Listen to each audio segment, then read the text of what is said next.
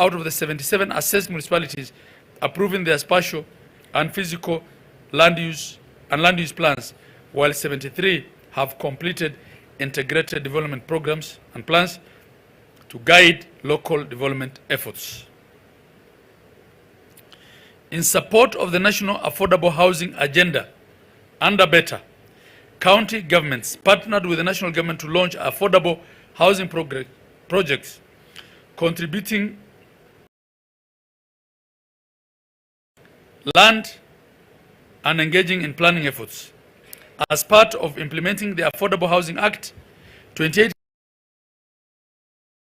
rural and urban affordable housing committees responsible for creating frameworks to guide the housing development, including a five-year and annual investment programs aimed at expanding access to affordable housing at the county level. The Kenya Informal Settlements Improvement Program, KISIP, is active in 37 counties, with 88 settlements gaining security of tenure and 95 receiving upgraded infrastructure. 10 local physical and land use plans were also approved, bringing the total to 44 and achieving 55% of the program's target. These help formalize settlements and prepare them for titling. In terms of socio-economic inclusion, 19 community development plans, CDPs, were completed and endorsed in Nairobi, Nakuru, Kisumu, and Kakamega counties, while also in phase 2, 19 community development plans were completed and endorsed.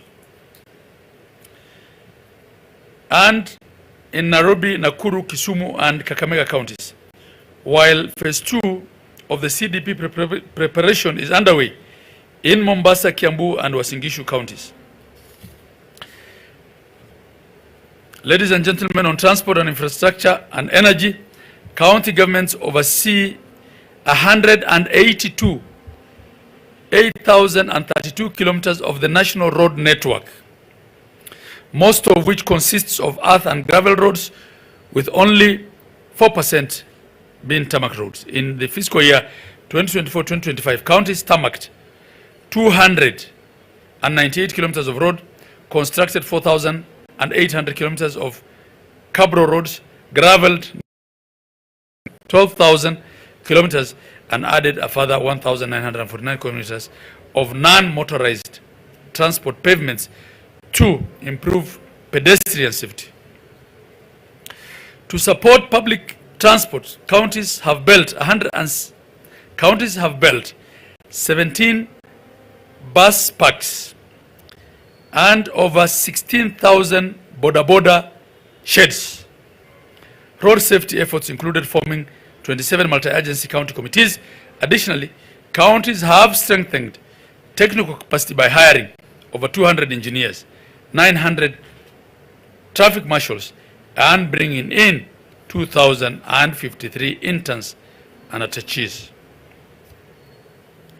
County governments are running over 114 renewable energy projects, including the solar-powered streetlights, mini-grids, and hospital backups. Partnership with the Rural Electrification and Renewable Energy Corporation, REREC, through the Matching Fund Program, have also established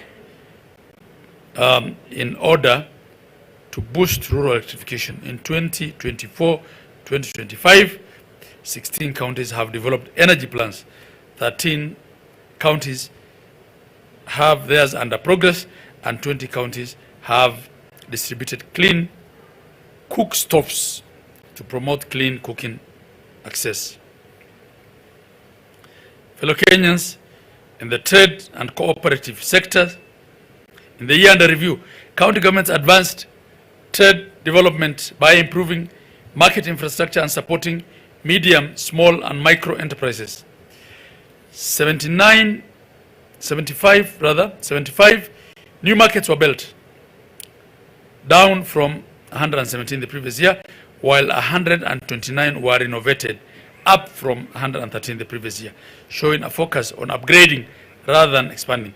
36 counties maintained digital business registration, though only 33 have implemented the unified business permits, down from 30, highlighting the slow adoption of integrated systems.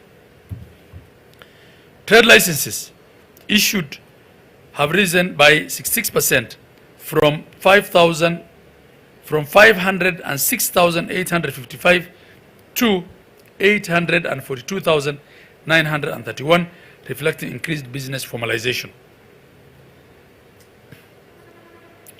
MSME support also grew, with 60,020 enterprises trained, nearly double the previous year, on key topics like registration, finance, and identifying business opportunities. County governments are promoting investments through policy development, with 12 counties creating investment policies and 10 establishing investment authorities or specific investment initiatives by identifying opportunities, monitoring progress, and providing aftercare services, helping attract and retain investments within counties.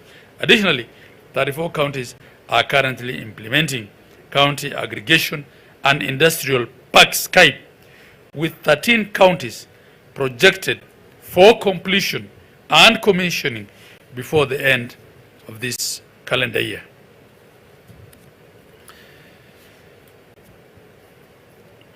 These parks are designed to provide aggregation and industrial processing facilities, thereby reducing post-harvest losses, enhancing value addition, and ultimately increasing farmers' incomes.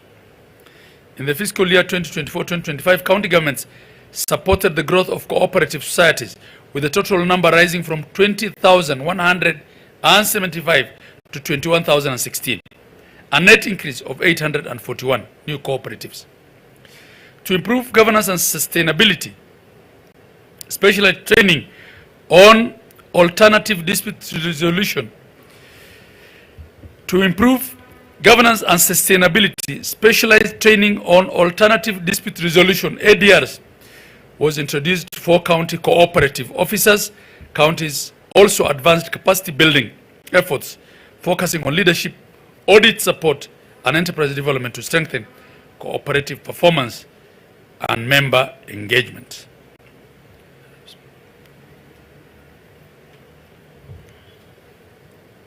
Ladies and gentlemen, on tourism and wildlife, counties are increasingly adopting integrated tourism planning, with Embu and Nyandarua counties developing tourist master plans. However, legislative gaps remain, as some rely on partially aligned finance or conservancy acts.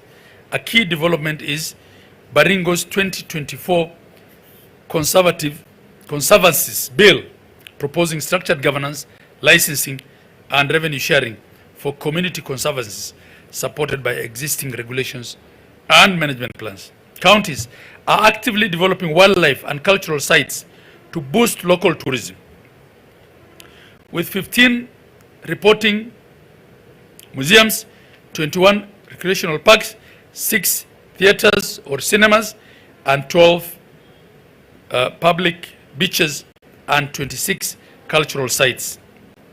These attractions help preserve heritage and drive local economies.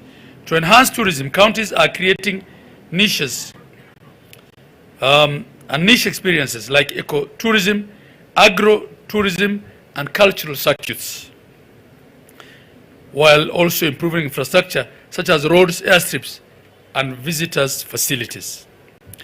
They also use digital platforms to promote events like the festivals and expos. Public-private partnership, community involvement, and sustainable practices are being prioritized to support long-term growth. These combined efforts are building a more inclusive and competitive county-led tourism sector that balances economic development with cultural and environmental preservation. Counties in Kenya are advancing wildlife conservation by promoting sustainable, community-driven practices. Key actions include developing management plans, recruiting rangers, building infrastructure, like entry gates and camps, managing invasive species, and improving water access through pan construction. Counties such as Narok and Baringo have created support structures like the Community Wildlife Conservancy Fund, while Samburu, Isiolo, and Garissa have formed county conservancy associations to coordinate efforts. Samburu County has implemented a revenue sharing framework to distribute tourism income to local communities, fostering inclusive development and conservation initiatives. Innovative and locally tailored initiatives are emerging. In Machakos County, the county government has launched a roadkill awareness campaign.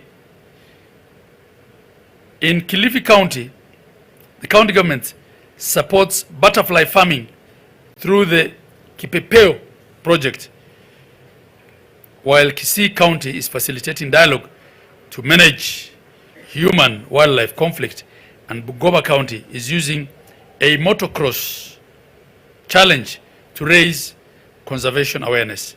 County is also investing in nature-based enterprises such as beekeeping and ecotourism. Further, efforts include gazetting new protected areas like Ol in Nyandarua and Misango Hills in Kakamega. While some implementation challenges remain due to the ongoing devolution of wildlife functions, adopting integrated ecosystem-based approaches that link conservation with community welfare, aiming to protect biodiversity while supporting local livelihoods and promoting long-term environmental and economic sustainability. Counties have partnered with the private sector to develop meetings, incentives, conferences, and exhibitions, MICE infrastructure, with all 47 counties reporting privately built conference facilities and hotels. Improved road networks and mapped accommodations have further supported this growth. 19 counties hosted major MICE events, enhancing their profiles as emerging trade and tourism destinations, while attracting both local and international participants. Dear Kenyans, on natural resource management, county governments have increased support for environmental governance, with 21 developing county environmental action plans and 15 producing state of environments reports. However, environmental committees remain ineffective due to being hosted by the National Environment Management Authority, NEMA, rather than counties, highlighting the need to amend the Environmental Management and Coordination Act, the EMCA, to clarify the governance roles. County governments are responsible for solid waste management, including refuse removal, dump site oversight, recycling, and enforcement of regulations. As of the current review, 37 counties have enacted solid waste management laws, up from 35. Material recovery facilities, MRFs, increased from 68 to 68, and 29 counties now operate sanitary landfills. Counties have expanded infrastructure by acquiring 453 waste handling machines, while growing private sector involvements and daily waste collection.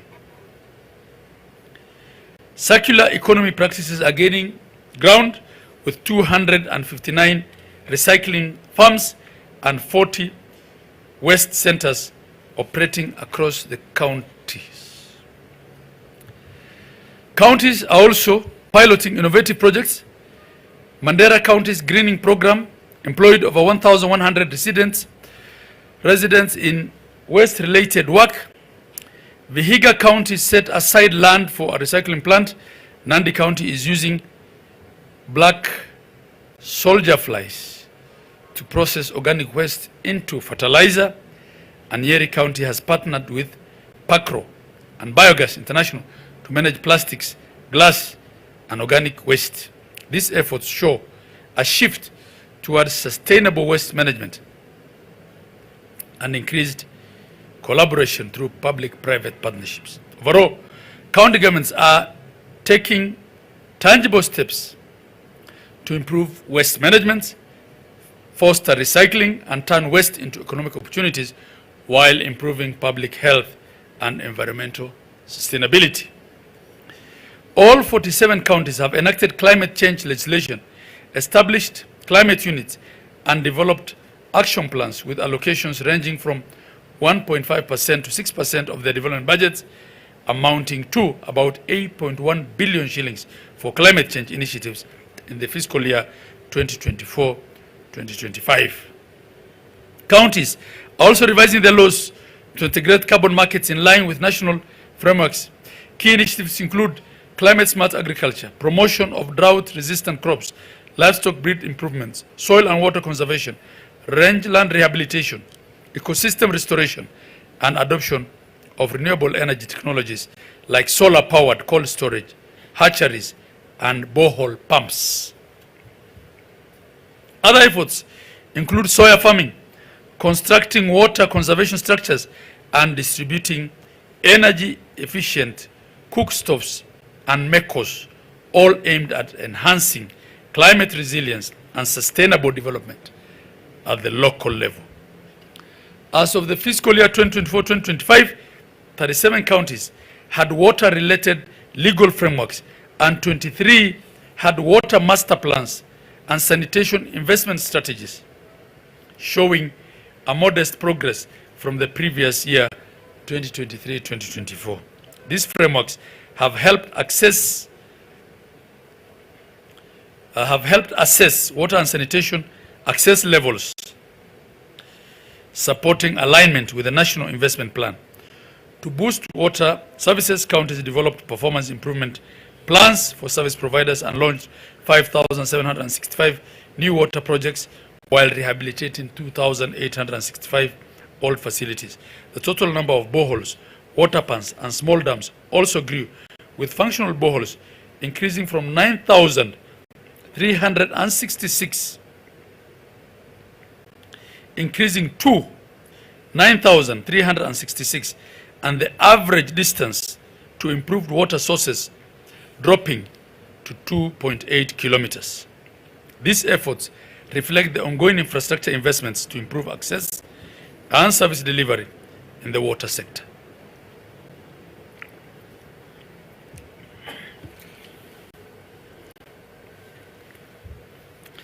In financial year 2024-2025, 19 counties enacted forestry laws.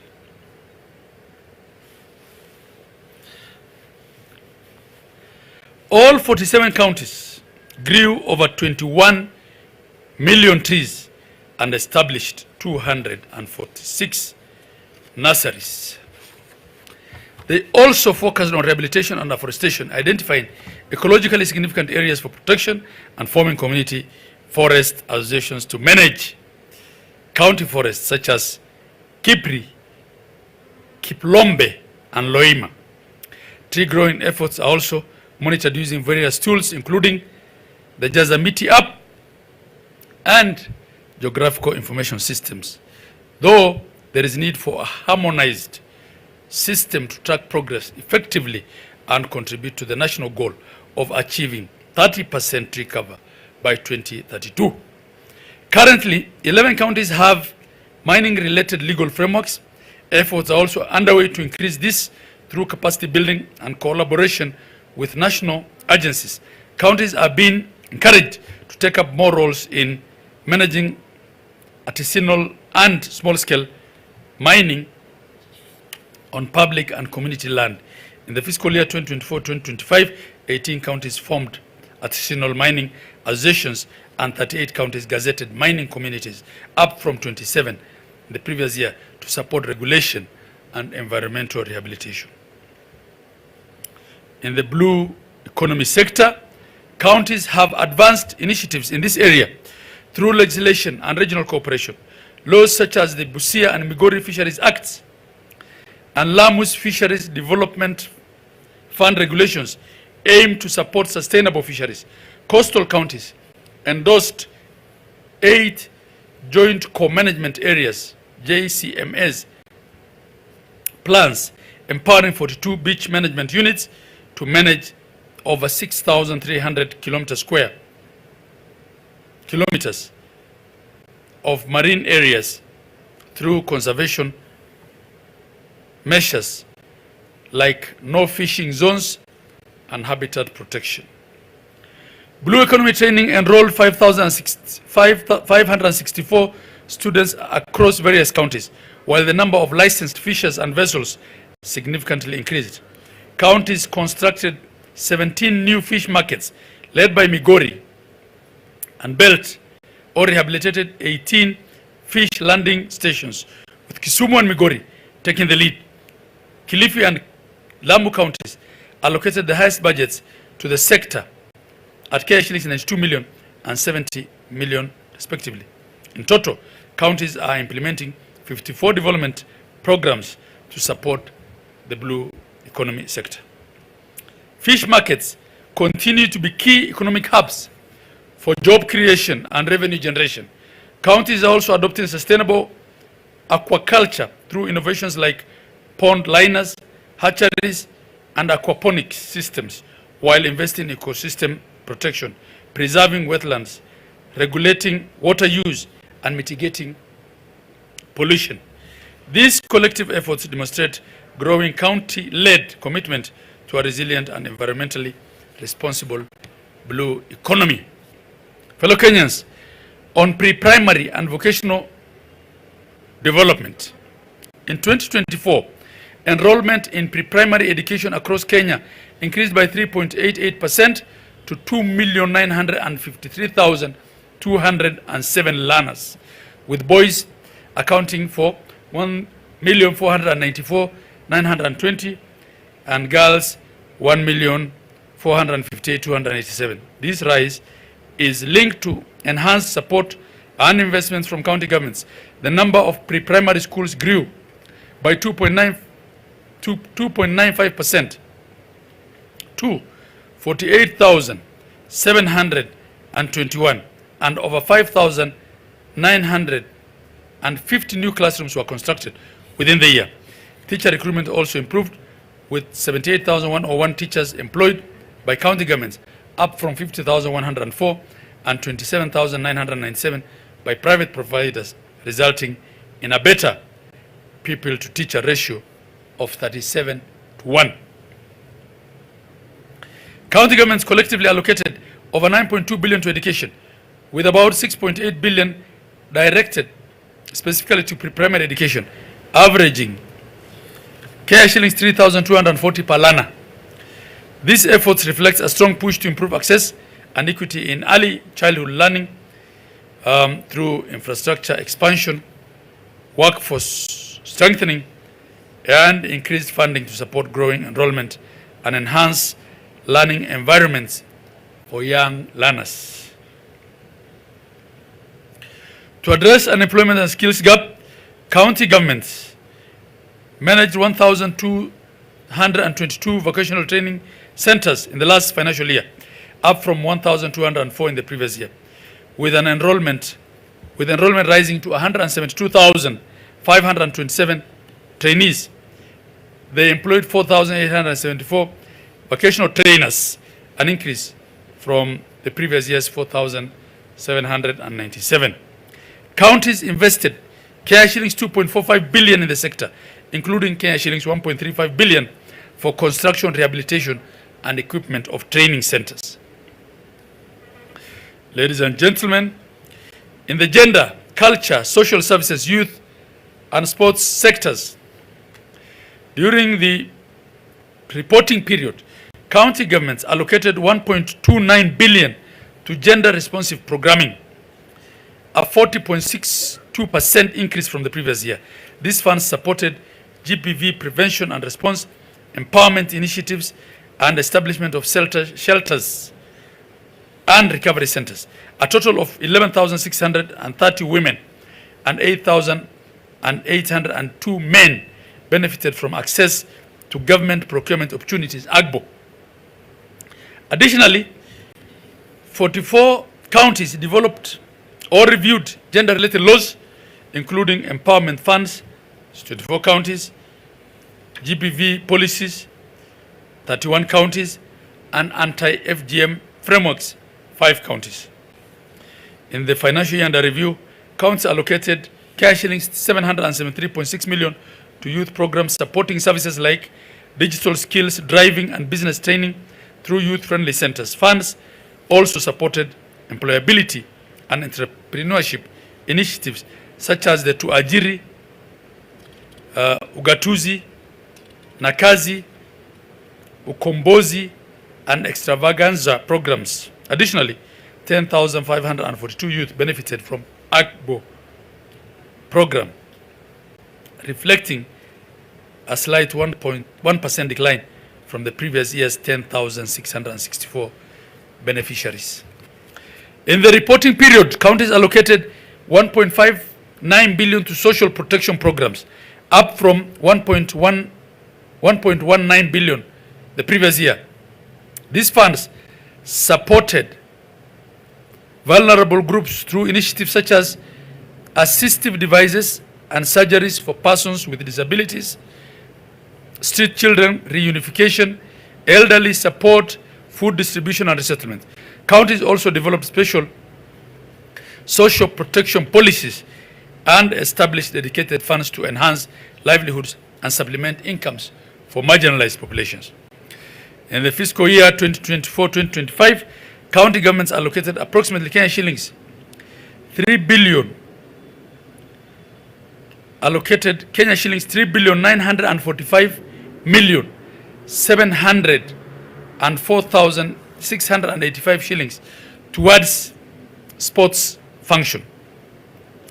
County governments successfully held the annual Kenya Youth Inter-County Sports Association in Homa Bay County and the Kikoska Games in Kakamega County. The allocations were utilized in the development and maintenance of sporting facilities, the purchase of sports equipment and facilities, and also facilitating participation in sporting events, development of sports policies and acts as well. Currently, there are approximately 442 operational sports facilities across 36 counties, up from 367 in the previous year. In the legal, human rights, and intergovernmental relations space, the judiciary continues to play a crucial role in upholding devolution in Kenya through landmark judgments and rulings that emphasize cooperation between the national and county governments. Two key judgments stand out. First, in Constitutional Petition 168 of 2016, Wanjiru Gikonyo versus the National Assembly, the High Court declared the National Government Constituencies Development Fund, NGCDF Act, unconstitutional, stating it violated the principles of devolution, separation of powers, and Parliament's oversight role. The court ordered the fund and its programs to cease operations by 30th of June 2026. Second, in Constitutional Petition E423 of 2024,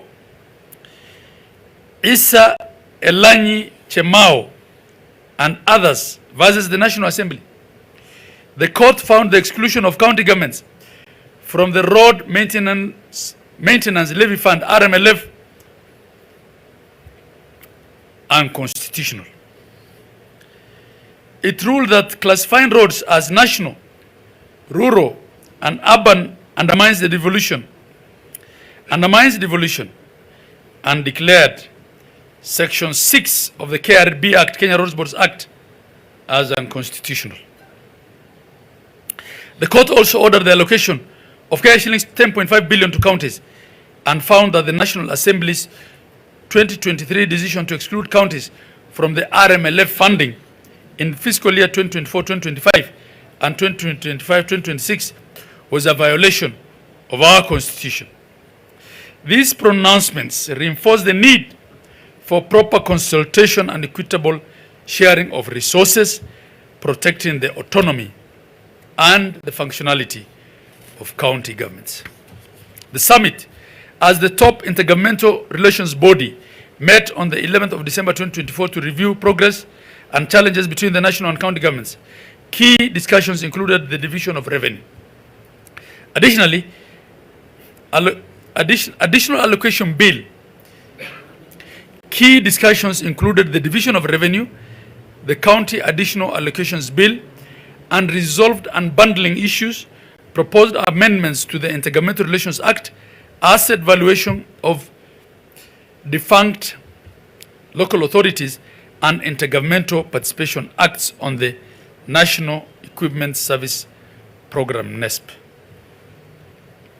In 2025, Intergovernmental Budget and Economic Council, IBEC, held 2 meetings on the 27th of January and 23rd of June to discuss key public finance and service delivery issues.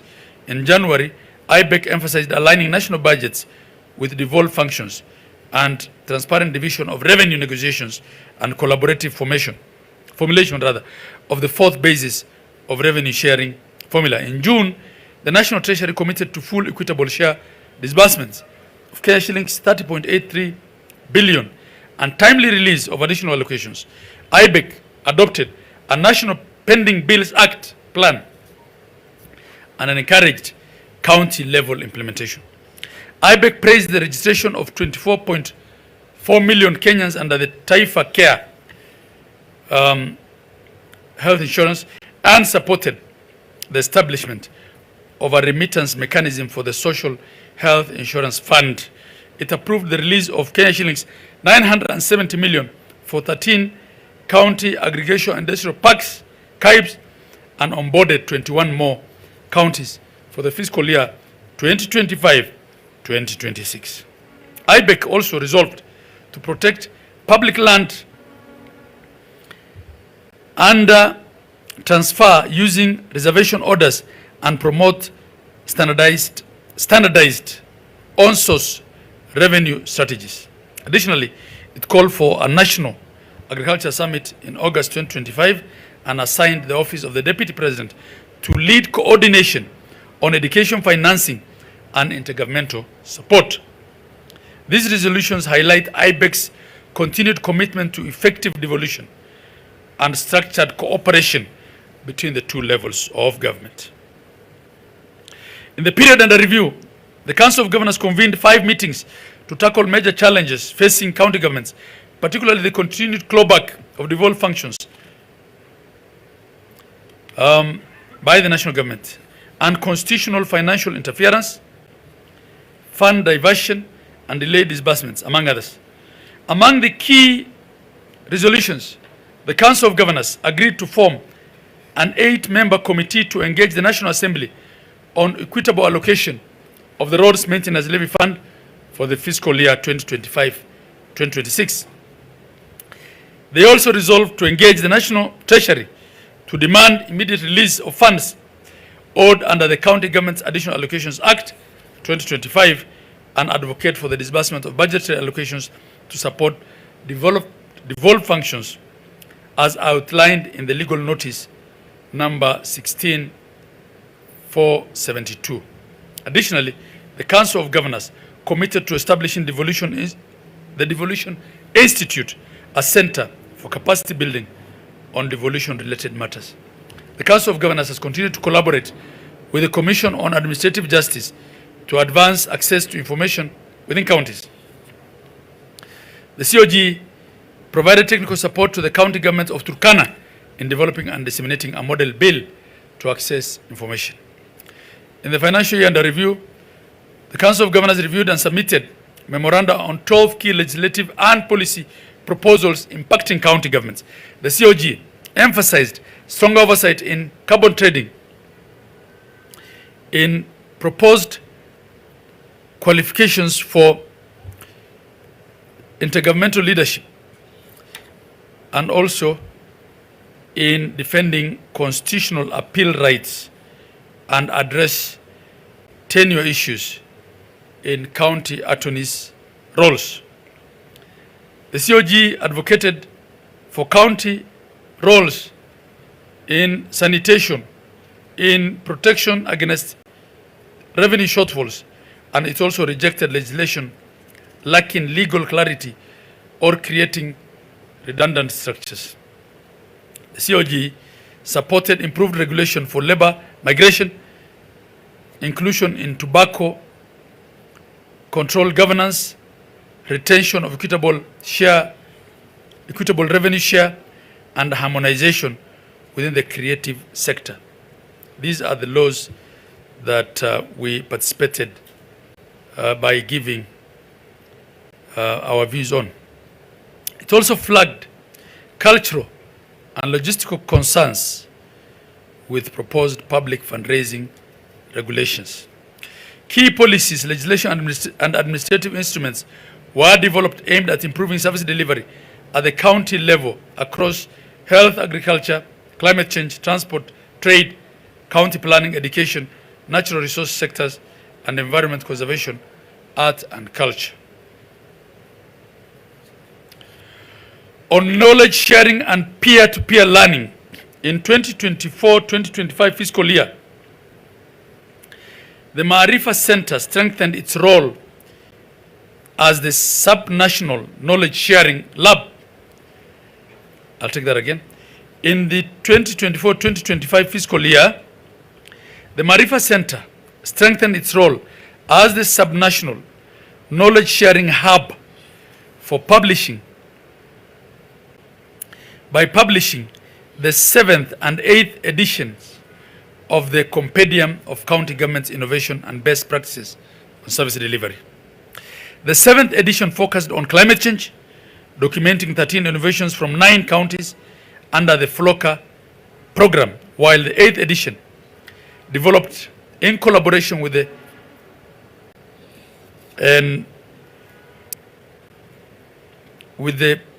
PS Kenya and Options Consultancy highlighted 13 family planning best practices across 13 counties. This included postpartum models, mentorships of providers, and cultural sensitive outreaches. In total, 31 counties success stories were documented. The center also worked with 45 county knowledge management champions and held 2 capacity building workshops to boost their documentation skills. To enhance accessibility and feasibility, all compendiums and key publications were made available on our Maarifa portal and shared physically through the Council of Governors Secretariat. These efforts supported peer learning, promoted service delivery excellence, and encouraged policy uptakes across all the 47 counties. As I conclude, and to reiterate the sentiments of my Vice Chair, I warmly invite you all to the Devolution Conference 2025, which will take place at Homa Bay High School in Homa Bay County from the 12th to the 15th of August 2025. As mentioned at the beginning of my address, this year's theme posits devolution as a driver of equality, inclusion, and social justice. It will be a space to reflect, propose necessary interventions, learn, and network with peers as we synergize our efforts in making devolution work for all Kenyans. I now call on my fellow governors to proceed with delivering their state of county addresses in all their respective jurisdictions. A detailed statistical report covering all the sectors I have mentioned is available. Here is to the continued progress of our 48 governments and to the unity and prosperity of the Kenyan nation. I thank you all.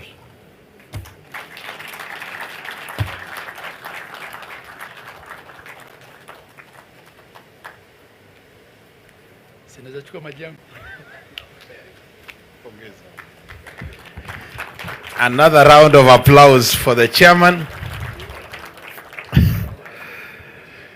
Our chairman in his inaugural State of the Devolution address. May